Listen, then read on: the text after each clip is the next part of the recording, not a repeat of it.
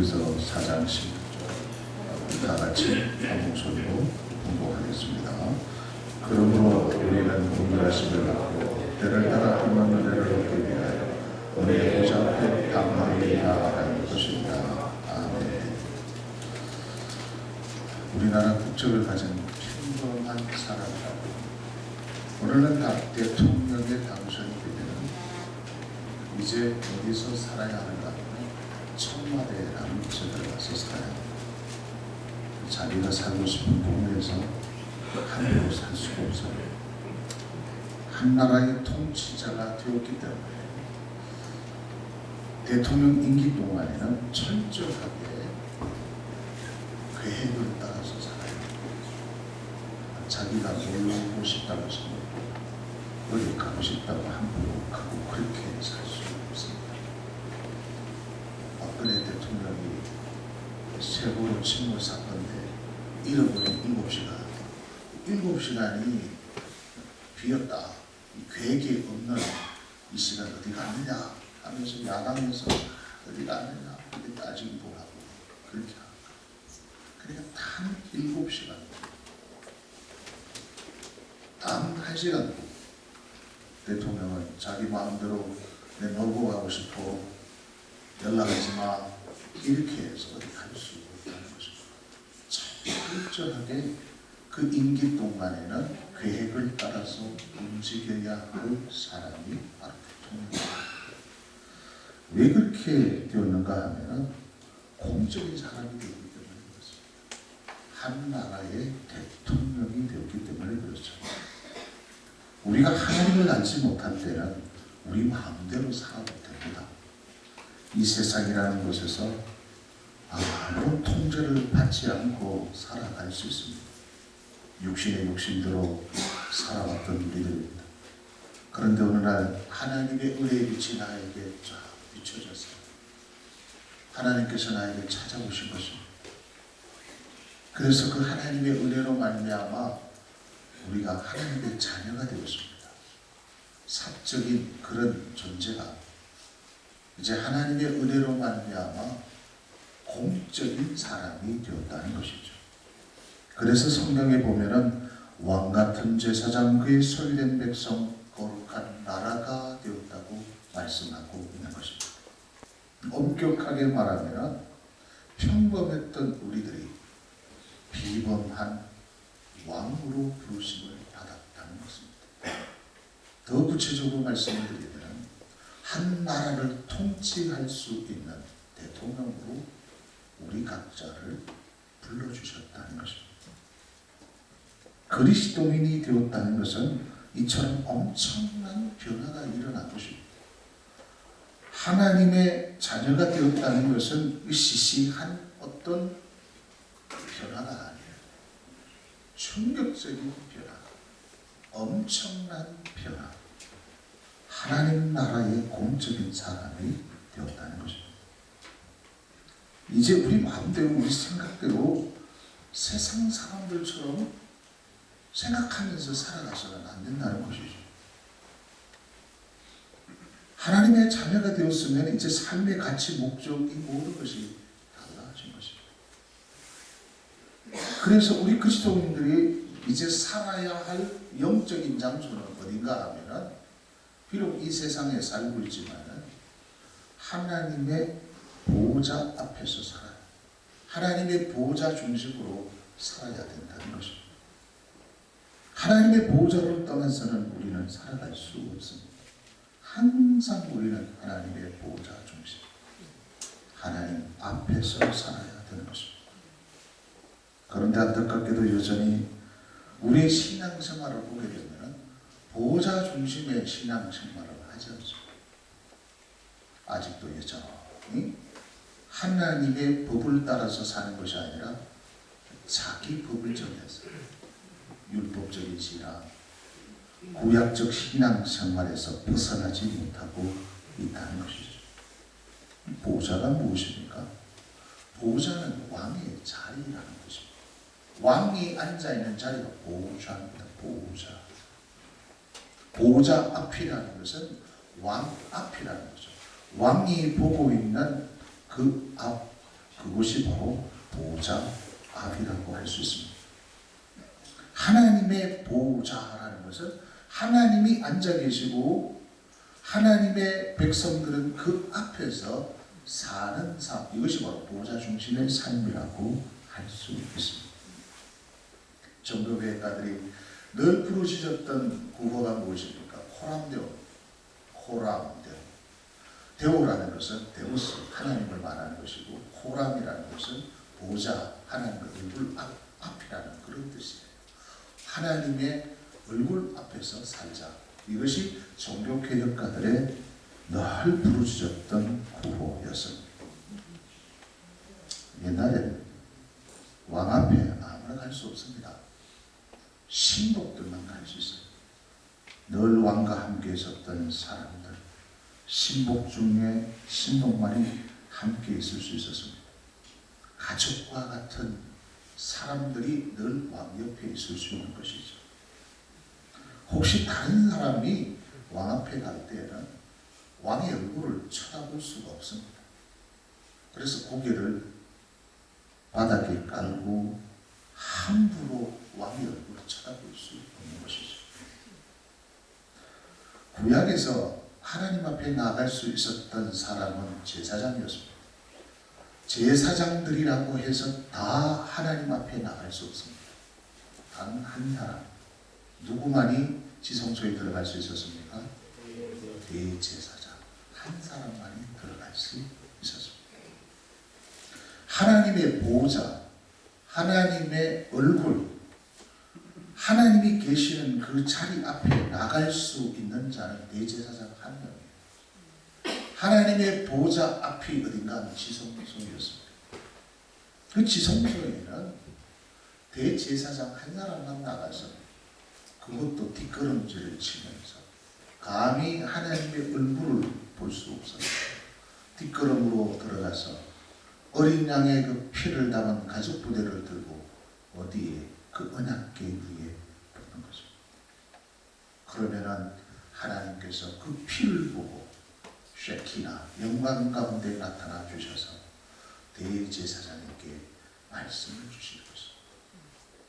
그러면은 그 지성소 위에 연기가 피어오르게 되는데 그 장면을 성막 주변에 있었던 이스라엘 백성은 그것을 지켜보고 있는 것입니다.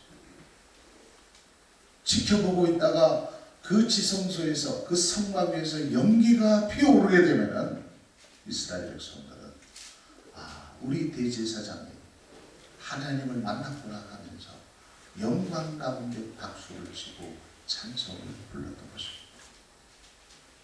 그런데 오늘 본문 말씀을 보니까 그러므로 우리는 긍휼 말씀을 받고 때를 따라 돕는 은혜를 얻기 위하여 은혜의 보좌 앞에 담대히 나아갈 것이니라 그렇게 말씀합니다. 예수 믿고 난 후에 이제 우리는 그 왕의 앞에 지성소 앞에 보호자 앞으로 담대히 나아갈 수 있게 되었다는 것입니다. 요즘 말로 하면 청와대를 왔다 갔다 할 수 있다는 거예요. 청와대에 그냥 내가 가고 싶으면 갈 수 있게 된다는 것입니다. 로마서 1장 17절 말씀을 보면 의인은 오직 믿음으로 말미암아 살리라 그렇게 말씀을 하고 있습니다.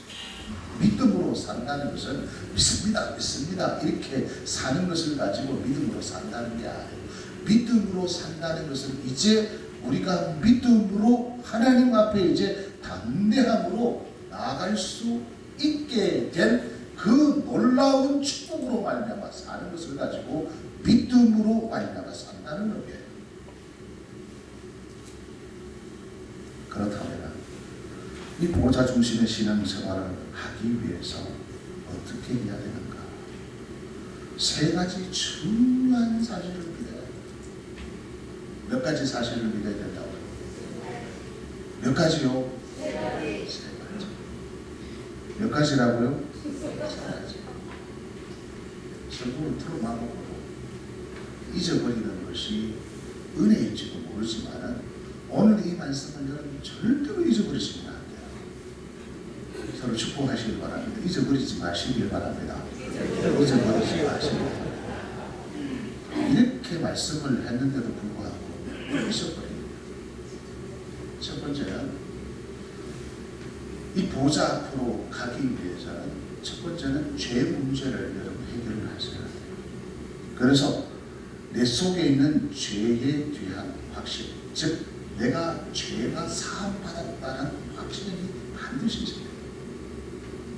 에베소서 1장 7절 말씀에 보면 우리는 그리스도 안에서 그의 은혜의 풍성함을 따라 그의 피로 말미암아 속량 곧 죄사함을 받았느니라 그렇게 말씀을 하고 있어요. 죄인은 하나님 앞에 설 수 없습니다. 나같이 따라하겠습니다. 죄인은 하나님 앞에 설 수 없다. 하나님 앞에 설 수 없다. 역적은 왕 앞에 설 수 없어요. 역적이 어떻게 왕 앞에 나갈 수 있습니까? 역적은 왕 앞에 가는 것이 아니라 목을 베이는 당해야 되는 것입니다. 만약에 죄인이 왕 앞에 나갈 때는 반드시 그 죄 때문에 죽게 되는 것입니다. 오직 의로운 자만이 왕 앞에 갈 수 있습니다. 충성스러운 신하만이 왕을 대변할 수 있는 것입니다. 우리가 은혜의 보좌 앞에 나갈 수 있었다는 것은 죄의 문제가 해결되었다는 것입니다. 죄인으로서가 아니라 죄가 해결된 의인이 되었기 때문에 하나님 앞에 나갈 수 있는 것이죠. 그래서 구약에 보면은 이스라엘 백성들이 하나님이 임재했다고 하면은 이제 자기들 가장 먼저 죽었다고 생각하죠. 왜? 죄인이 하나님을 보면 죽는다. 이것이 유대인들의 깊은 의식 속에 들어가 있었습니다. 그래서 하나님이 나타나면 손을 흔듭니다. 나를 떠나소서. 왜? 당신이 나에게 나타나 주시면 나는 죽습니다. 왜? 죄인이 하나님을 보면 죽는다. 이게 신전 의식이었습니다. 유대인들이 가지고 있었던 신전 의식이었습니다. 그래서 그 죄의 문제가 우리 인간의 참 역사의 문제였습니다. 모든 종교의 문제는 죄 문제입니다. 그래서 죄 문제를 어떻게 다루고 있는가를 보면 그 종교의 깊이와 가치를 알 수가 있어요. 죄 문제를 지금도 해결하려고 수많은 종교들이 몸부림을 치고 있지 않습니까? 해결하려고 몸부림치고 또 몸부림을 쳐도 우리 속에 끊임없이 돋아나는 죄 문제. 이 죄 문제를 어떻게 하느냐 하는 것입니다. 인간이 태어날 때 선하게 태어난다고 하는 것이 성성설. 사람의 본성은 선천적으로 착하지만은 나쁜 환경이나 이런 물욕으로 악하게 된다는 학설로서 맹자가 이것을 주장하게 됩니다. 사람은 처음에 착하게 태어났다가 나쁜 부모 만나가지고 이렇게 살다가 보니까 이 탁한 세상 속에서 살다가 보니까 사람들이 점점 악해진다는 것. 태어날 때부터 본성이 악하다고 주장하는 사람이 성악설입니다. 인간의 본성은 태어날 때부터 선하게 태어나는 것이 아니라 태어날 때부터 이기적이고 악함으로 선한 행위는 후천적인 삶을 통해서 습득되어진다고 그렇게 주장을 했습니다.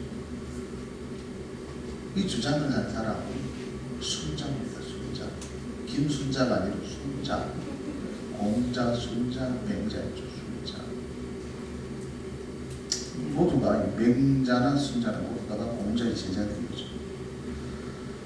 그래서 이 문제를 어떻게 해결할 것인가? 태어날 때부터 악하게 태어나든 우리가 태어날 때 선하게 태어나든 결국에는 우리가 죄의 문제에 우리가 딱 번지치게 되는데 그 지긋지긋한 죄 문제를 어떻게 해결할 것인가? 유교에서는 그것을 예를 지킴으로 말미암아 이것을 완화시킬 수 있다.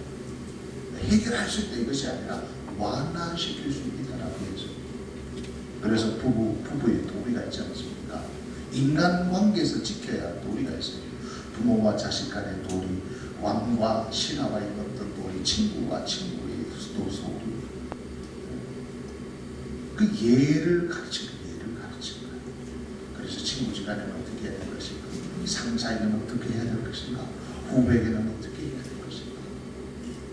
이해가 있잖아요. 그래서 상관보리를 주장 가르치는 이런 예를 가르치는 이걸 충실히 행하게 되면 죄를 어느 정도 우리가 다스릴 수 있다. 그래서 공자는 그 예를 충실할 때 우리가 윤리적 도덕적으로 깨끗한 삶을 살 수 있다. 그렇지만은 우리 내면 깊은 속에 있는 죄의 흔적은 우리의 인간의 힘으로는 불가능하다. 해결하기가 불가능하다고 느끼고 있습니다. 불교에서 죄 문제는 평생 해결해도 못하기 때문에 또다시 환생해서 다시 해결해야 할 영원한 과제라는 거죠. 그래서 윤회 사상을 가르치고 있단 말이에요. 내가 지금 현세에서 내가 이 죄 문제를 해결하지 못해서 죽은 뒤에 다시 태어나게 된다면 다음 내생에 다음 미래에 때 내가 또 착하게 살고 그러다가 그 죄 문제가 해결되지 않으면 또 다시 죽어가지고 또 다시 환생했을 때 내가 그 업보를 내가 계속 반복해서 치르게 되면은 언젠가는 그 죄가 해결되지 않겠는가 하는 것이 불교의 주장입니다. 그래서 이 불교에서 가장 중요한 것은 죄의 문제를 해결하는 것이 아니라 죄를 발견하고 깨닫는 것이 중요합니다. 그래서 불교는 깨닫는 것. 우리 인간에게 있어서 가장 중요한 문제는 바로 죄의 문제입니다. 그리고 지금 이슬람교, 회교는 무엇을 가르치는가 하면 그거는 공로사상을 가르치는 공로사상.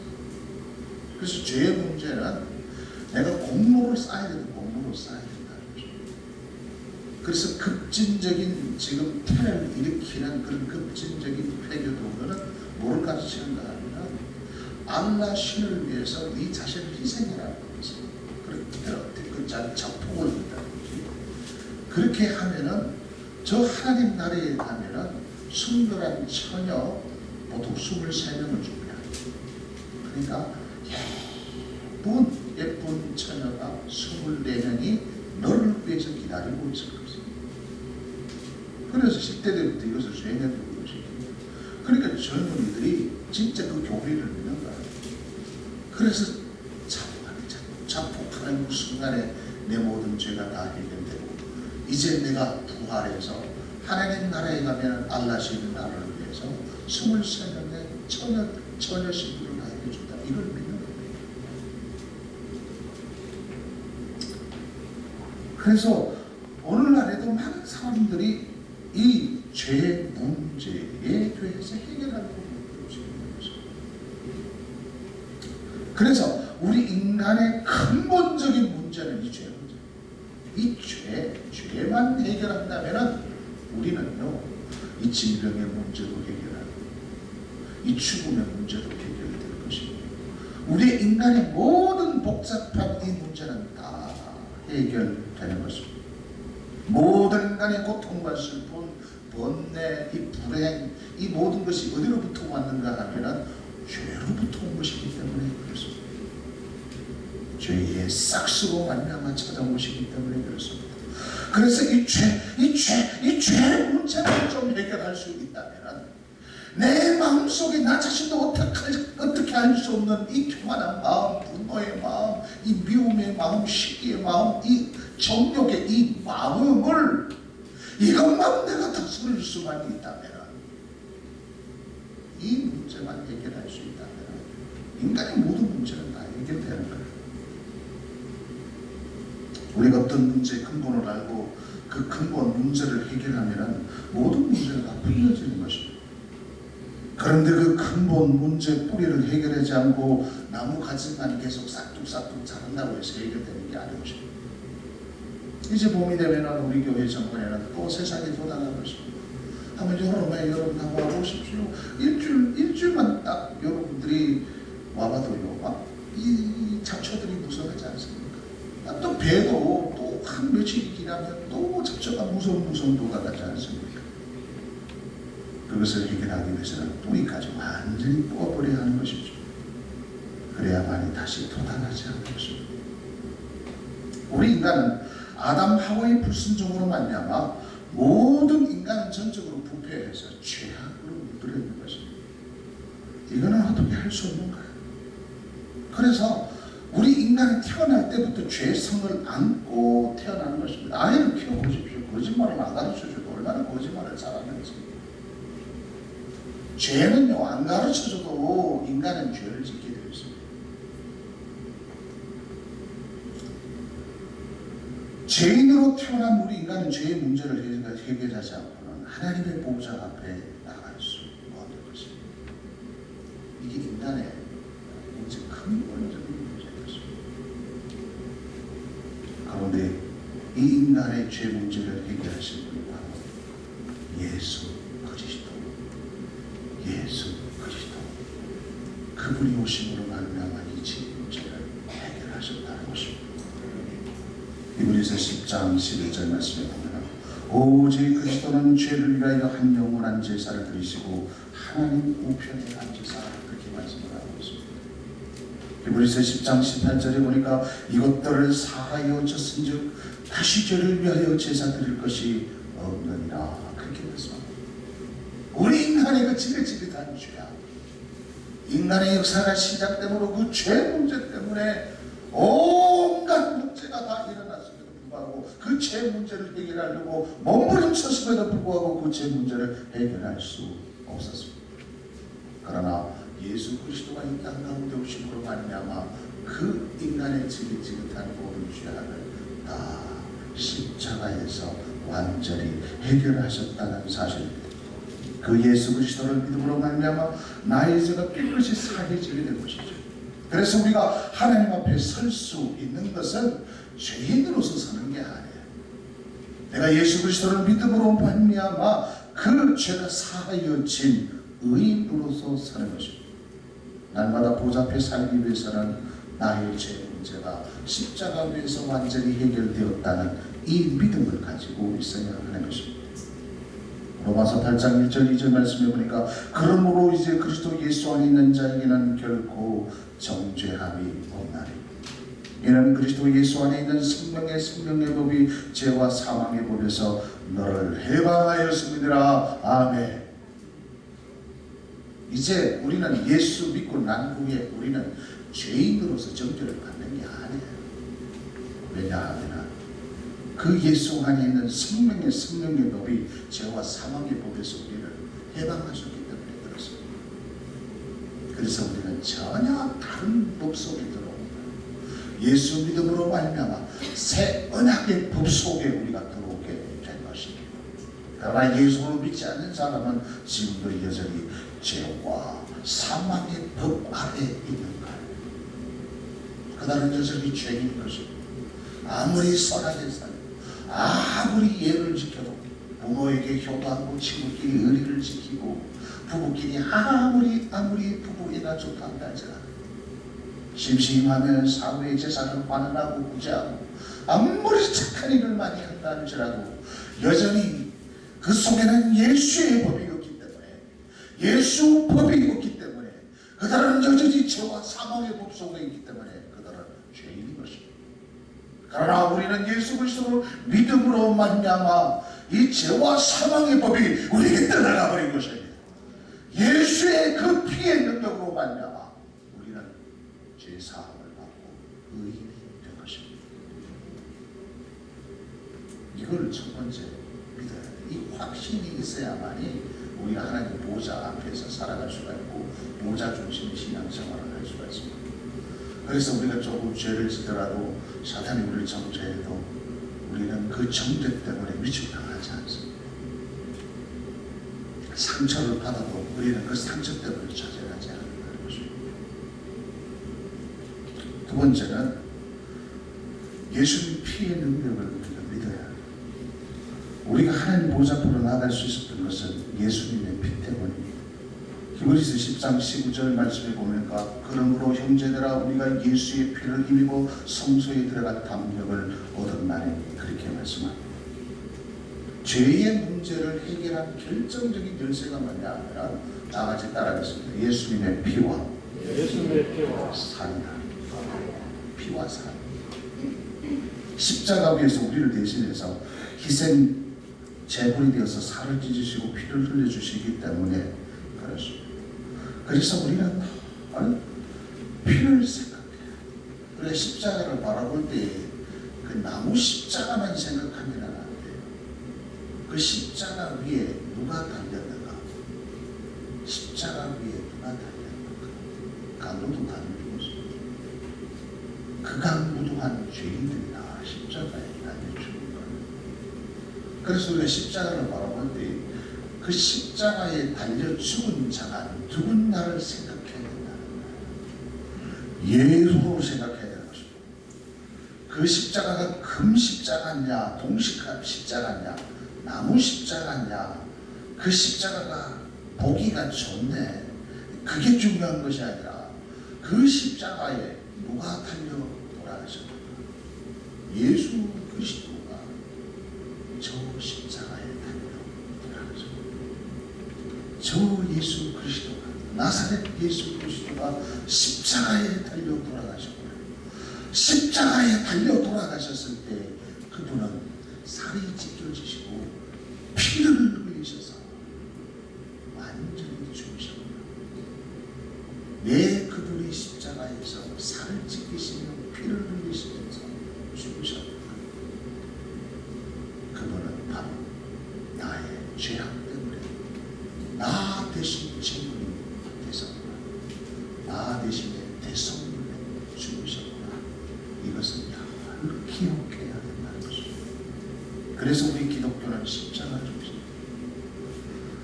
우리 기독교는 늘 예수 피 중심입니다. 피.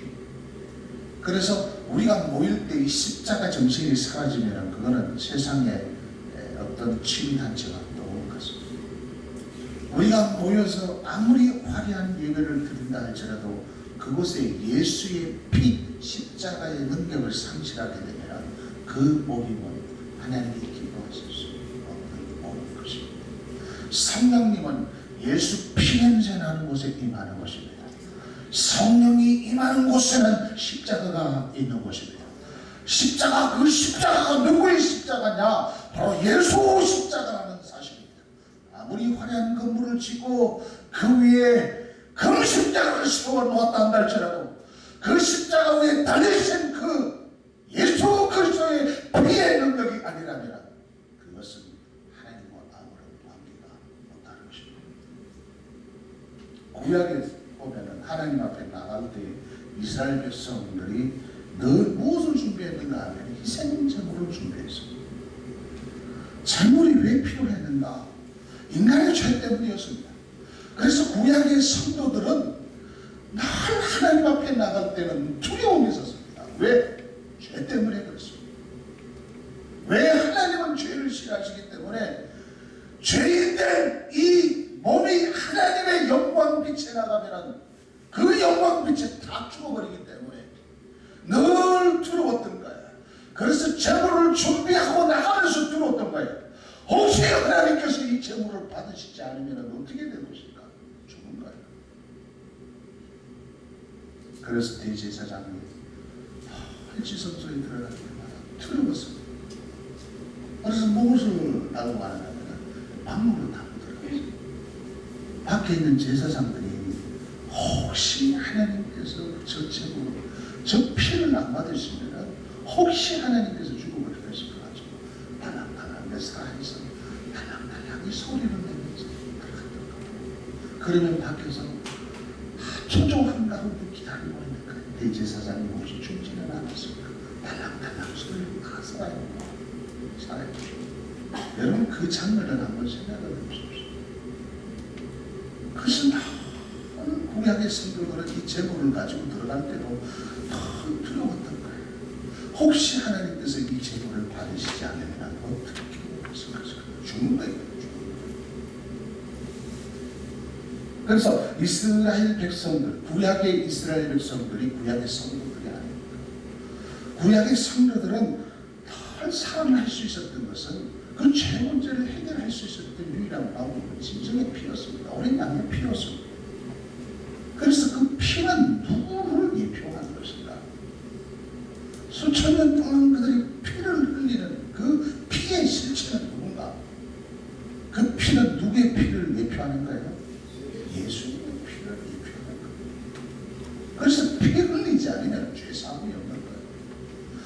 피가 있어야만이 그 피가 죄를 살 수 있는 유일한 방법이었던 것입니다. 그래서 구약의 대표적인 이 사건이 무슨 사건인가 하면은 유월절 어린 양의 피 사건입니다. 어린 양의 피를 자국 문설주에 바르는 신마다는 재앙이 죽음이다 넘어가는 겁니다. 그게 유월절입니다. 죄가 죽음이 넘어간다, 이런 뜻에서 유월절인 것입니다. 히브리서 9장 12절 말씀해 보니까 염소와 송아지의 피로 하지 아니하고 오직 자기의 피로 영원한 속죄를 이루사 다음번에 성소에 들어가셨느니라, 그렇게 말씀하고 있지 않습니까? 다른 피가 다른 제물이 아니라 오직 어린 양의 피, 그 어린 양의 실체가 되시는 예수 그리스도의 피로 말미암아 죄 사함을 받고 우리는 보좌 앞으로 나아가게 된 것입니다. 매일매일 하나님 보좌 중심의 신앙생활을 하기 위해서는 예수 그리스도의 피를 기억하시기를 주님의 이름으로 축복합니다. 오늘 우리가 여기 나와서 예배를 드리는 근본적인 통로는 예수 피 때문입니다. 예수 피 때문에 제가 여기서 설교를 하는 거예요. 예수 피 때문에 여러분들이 찬양을 하고 있는 것입니다. 우리 속에는 보이지는 않지만은 영적인 예수 피가 우리 속에 흐르고 있는 거예요. 그래서 우리는 동질감을 느끼는 거예요. 그 피 때문에 우리는 땡기는 것입니다. 혈연이 땡기는 거죠. 같은 시부가 땡기잖아요. 아무리 수십 년 세월 보지 않았다 할지라도 텔레비전을 통해서 엄마 맞아, 아빠 맞아, 형 맞아, 내 동생 맞아, 그 피 때문에, 혈연 때문에 우는 거예요. 아버지 자꾸 우는 거예요. 수십 년 떨어져 있어도 만나면 그 혈연 때문에 끌어안고 우는 거예요. 우리 속에는 진짜 예수 믿는 사람은요, 그 피가 땡깁니다. 서로 압니다. 아, 저 사람 속에 예수의 피가 있구나.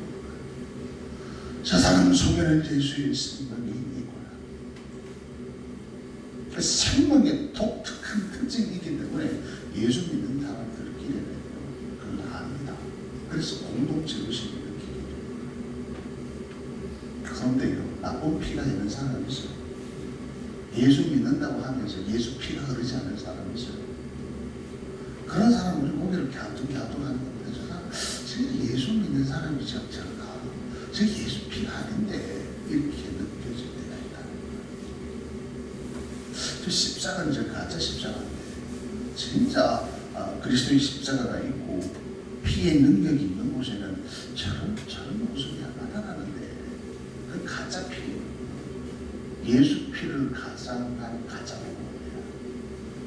그것은 십자가를 가장한 다른 예수인 것입니다. 예수 피는요, 그 피냄새의 독특성이 있어요.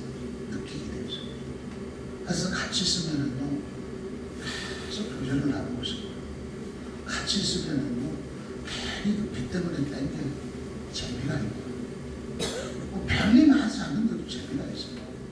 그래서 뭐 반찬 몇 개 놔두고도 하하 오 재밌어 하하, 옆에서 보면은 진짜 재미없어요. 그런데도 재미가 있대요. 그렇죠? 안 그렇습니까? 짬뽕 한 그릇 갖다 놓고도 우 하면서 재밌어 하는 것이고, 재밌어 하는 것이고. 그래서 가장 재미있는 그 페스티벌이 뭔지 아십니까? 성찬식입니다. 우리 기독교에서 가장 아름답고 복된 그 예식이 성찬식과 애찬식입니다. 그래서 초대교회 성도들이 모이면 무엇을 자주 했는가 하면 성찬식을 자주 했어요. 그들이 모일 때마다 성찬식을 행했습니다. 초대교회사를 보면 그리스도인들이 박해를 받았던 이유 가운데 하나가 성찬식을 너무 자주 했기 때문에 비판을 받은 거예요. 성찬식의 의미를 알지 못하면 오해를 할 수밖에 없습니다. 식인 종교로 오해할 수밖에 없어요. 매일 모여서 살과 같은 빵을 뜯으면서 이것은 예수의 살입니다, 받아 먹으십시오.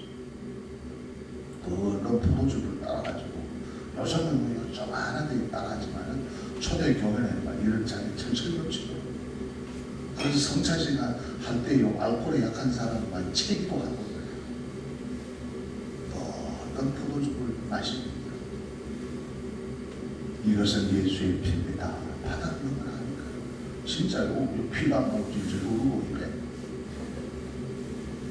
그러니까 이 어떤 성찬식의 의미를 모르는 사람들이 봤다고 생각해 보십시오. 막 예수의 살을 막 뜯어보고 예수의 피를 마시면서 질질 흘러서 이러면 사람들이 혐오감을 느끼지 않겠어요? 그래서 그 성찬식을 행한 후에 또 떡을 나누는 것이 그게 애찬식이야. 애찬식. 그래서 떡을 나누면서 음식을 나누면서 거기에 즐거움이 예수 피 냄새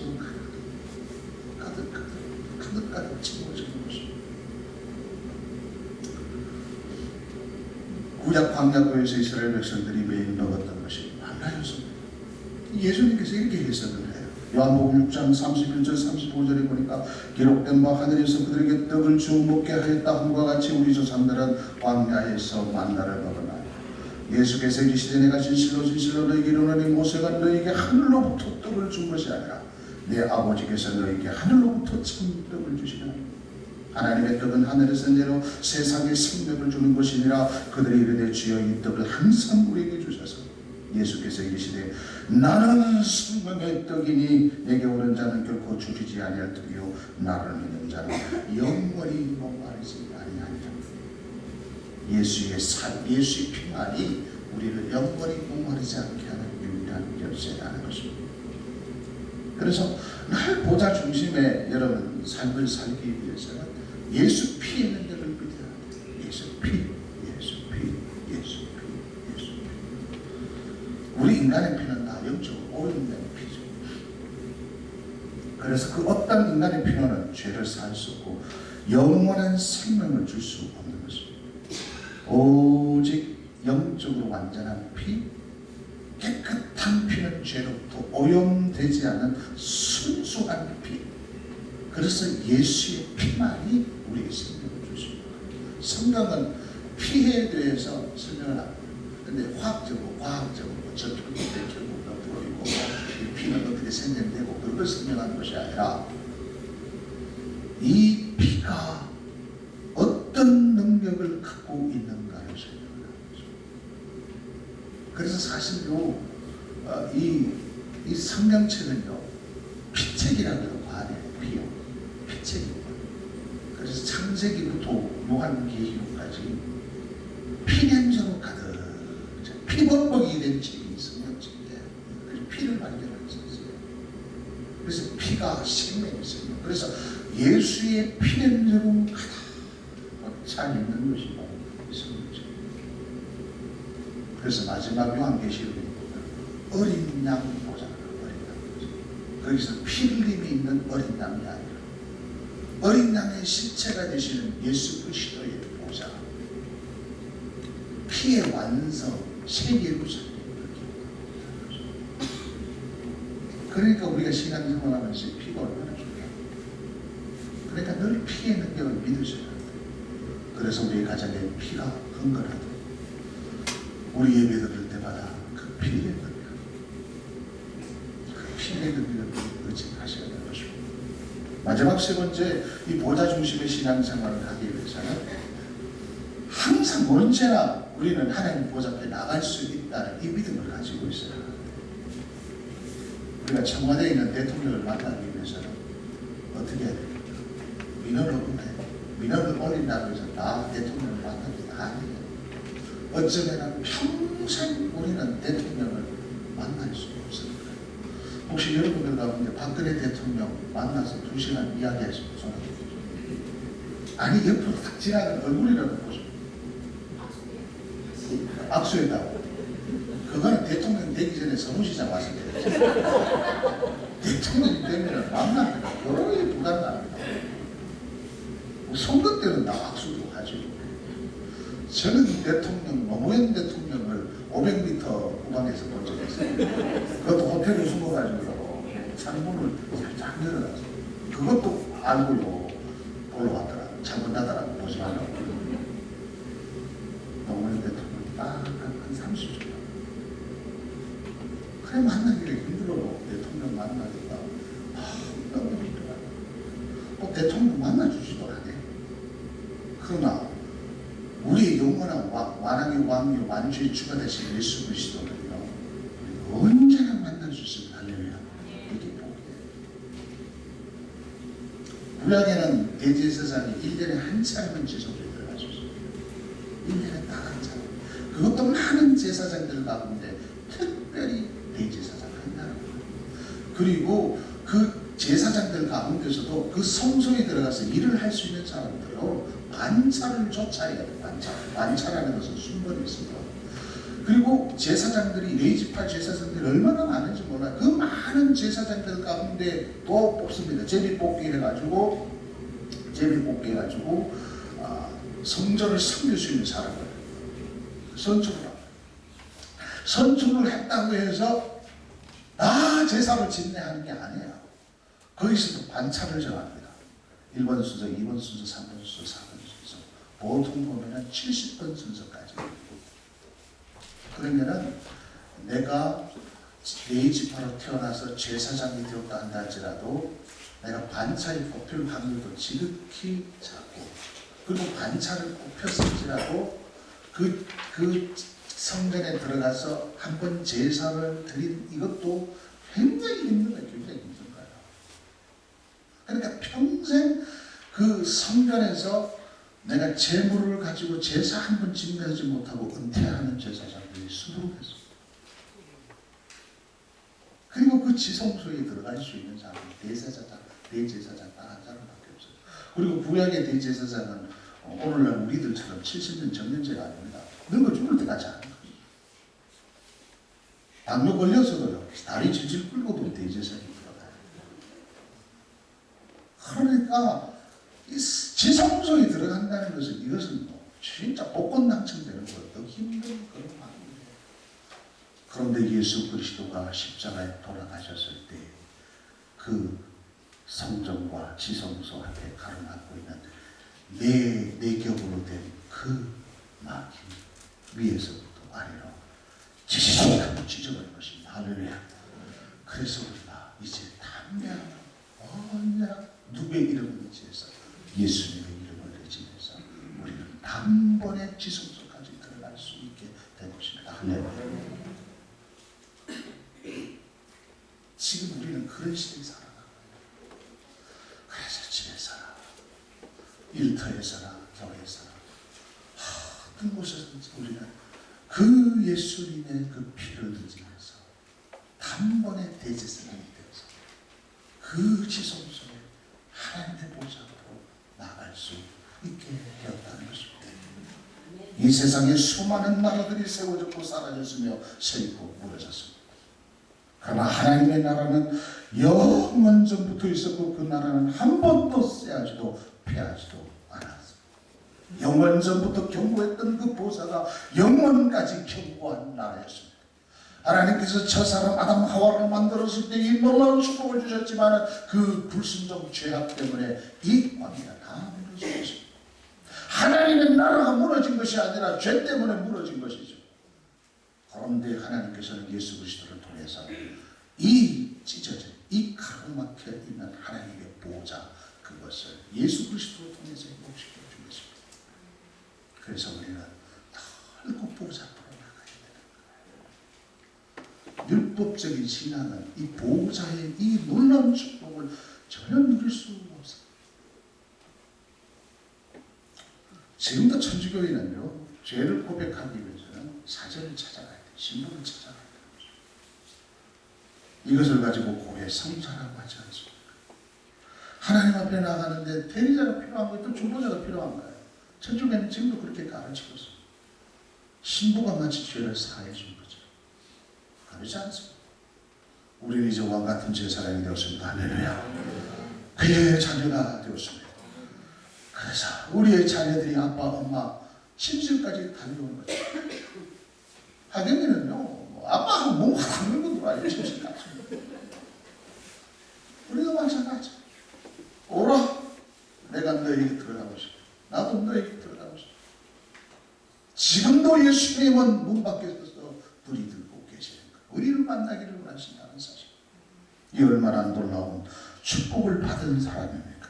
그래서 2015년 이 새해는요, 이제 더 이상 구약 중심의 신앙생활, 진짜 하나님을 만나기 위해서 뭐 30일 금식기도 하고 40일 작정기도 하고 이렇게 노력하고 저렇게 노력해서 하나님 보좌 앞에 나가는 것이 아니라 예수 피, 예수의 이름을 힘입어 그 보좌 앞에 단번에 달려가서 하나님께서 우리에게 주신 그 놀라운 축복을 누리며 하나님께서 약속한 그 풍성한 복을 누리며 살아가는 여러분 되시기를 예수 그리스도의 이름으로 축복합니다. 하나님 아버지, 오늘 우리에게 말씀하시는 이 음성 하나님 꼭 기억하게 하옵소서. 죄의 사함을 받았습니다. 예수 피의 능력을 우리는 믿습니다.